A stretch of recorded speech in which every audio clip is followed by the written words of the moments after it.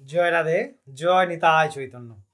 আশা করি সবাই খুব ভালো আছেন এবং আনন্দিত আছেন। আমরা আজকের এই আলোচনায় আলোচনা করব ঝুলন যাত্রা 2025 কবে থেকে কবে আলোচনা করা হবে।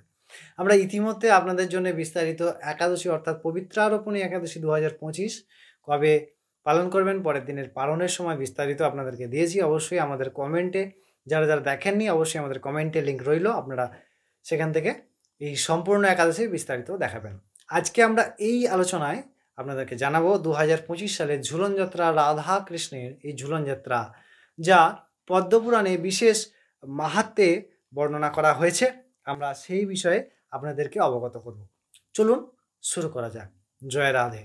এই যে 2025 সালের যে ঝুলন যাত্রা মহামহোৎসব রাধা কৃষ্ণের ঝুলন যাত্রা, তা 5ই আগস্ট 2025 অর্থাৎ এই যে একাদশী পবিত্রারোপণী একাদশী থেকে 9ই আগস্ট 2025 পর্যন্ত কিন্তু উদযাপিত হবে।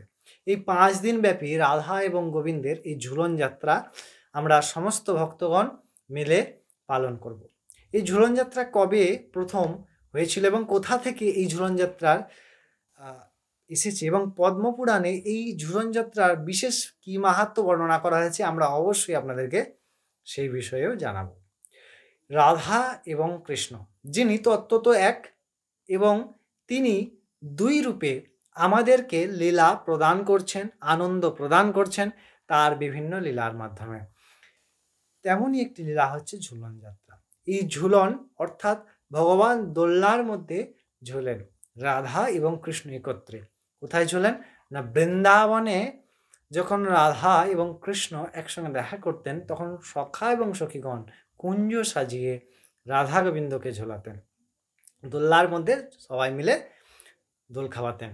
তেমন আমরা ভক্তগণের এই রাধা কৃষ্ণের ঝুলন যাত্রা উদযাপন করি। পদ্মপুরাণে বর্ণনা করা হয়েছে যে যিনি রাধা কৃষ্ণের এই ঝুলন যাত্রা বিন্দু মাত্র কালের জন্য, ক্ষণকালের জন্য দর্শন করেন এবং এই ঝুলন যাত্রা মহামহোৎসবে অংশগ্রহণ করেন, তিনি নিশ্চিন্তে যমলোকে যান না এবং অবশ্যই তিনি ভগবত ধামে যাওয়ার যোগ্য হয়ে যান।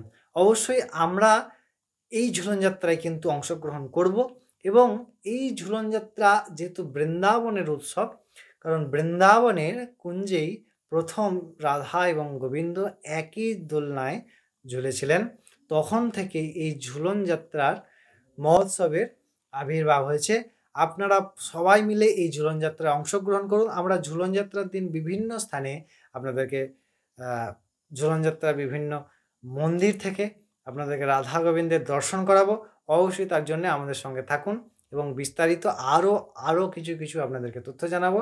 তখন আপনারা অনেক ভালো থাকুন, আনন্দিত থাকুন এবং এই যে ঝুলন যাত্রা এই দিন অনেক আনন্দময় হোক, সবার অনেক ভালো কাটে এবং সবাই মিলে অংশগ্রহণ করুন। সবাই মিলে ভগবান রাধা গোবিন্দকে সাজান, কুঞ্জ তৈরি করুন এবং সেখানে দোলনাতে রাধা গোবিন্দকে স্থাপন করে তাদের ঝুলন যাত্রা আপনারা অনুষ্ঠানটি সুন্দরভাবে পালন করুন। বেশি বেশি করে ভগবানের হরিনাম জপ, ভগবানের নাম সংকীর্তন এবং বেশি বেশি করে সাধু সেবা যতটা আমরা করতে পারি আপনারা অবশ্যই করুন এবং ইতিমধ্যে আপনারা একাদশী ভিডিওটি অবশ্যই দেখবেন। ততক্ষণ অনেক ভালো থাকবেন। আমরা পরবর্তী দিন আবার পরবর্তী কথা নিয়ে ফিরে আসবো, পরবর্তী ভিডিও নিয়ে। ততক্ষণ জয় রাধে, জয় নিতাই।